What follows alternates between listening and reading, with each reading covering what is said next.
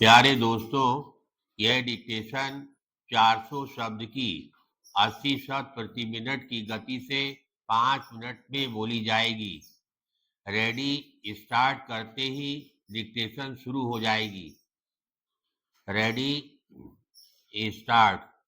महोदय, इस सम्मेलन की तैयारी इसमें निहित भारी कार्य की दृष्टि से ही नहीं, बल्कि विविध अवधारणाओं और परस्पर विरोधी विचारों के तालमेल की आवश्यकता की दृष्टि से भी बहुत कठिन कार्य था। मैं अपने प्रतिनिधि मंडल की ओर से अपने मेजबान ब्राजील की सरकार, महासचिव तथा सचिवालय के सभी कर्मचारियों का उनके उत्कृष्ट कार्य के लिए हार्दिक अभिनंदन और धन्यवाद करता हूं, जिनके प्रयासों के परिणामस्वरूप संयुक्त राष्ट्र पर्यावरण और विकास सम्मेलन आयोजित किया गया है। जब मैं यह कहता हूं कि श्रीमती इंदिरा गांधी द्वारा 1972 में दिया गया प्रारंभिक वक्तव्य इस सम्मेलन पर भी समान रूप से लागू होता है, तो मेरा अभिप्राय यह नहीं कि उसके पश्चात परिस्थितियां यथारूप चल रही हैं, बदली नहीं हैं। वे बदली हैं, किंतु स्टॉकहोम में शुरू हुई प्रक्रिया के बीच जो जैविक संबंध हैं, उसको नकारा नहीं जा सकता। परिस्थितियों को ध्यान में रखकर चलना पड़ेगा। यदि स्टॉकहोम सम्मेलन में पर्यावरण को राष्ट्रीय और अंतर्राष्ट्रीय कार्यसूची में शामिल किया गया, तो बाद के वर्षों में यह कार्यसूची का शीर्ष विषय बन गया। पैराग्राफ।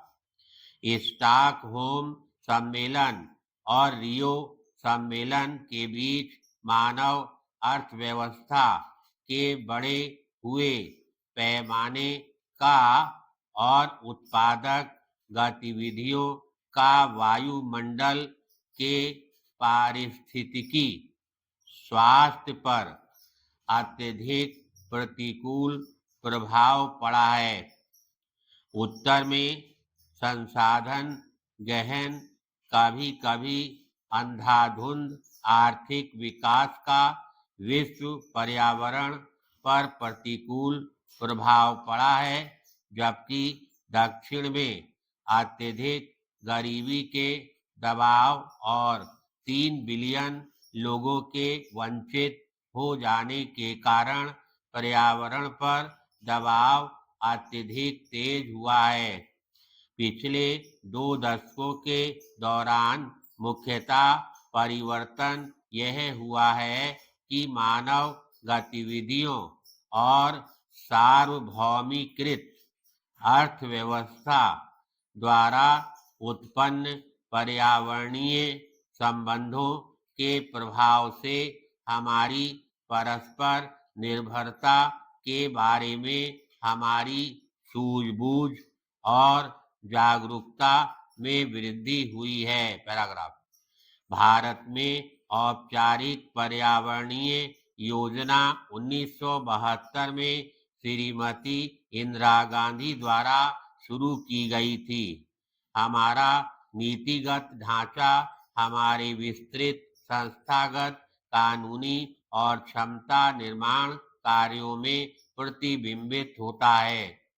कानूनी कार्य और संस्थागत अवसंरचना के बीच सामंजस्य, वन्य जीवों और वनों की सुरक्षा, वायु और जल तथा मृदा प्रदूषण के निवारण एवं हमारे वृहद जैवीय विविधता के संरक्षण के लिए प्रचालन स्तरों पर बढ़ती हुई चिंता को प्रतिबिंबित करता है।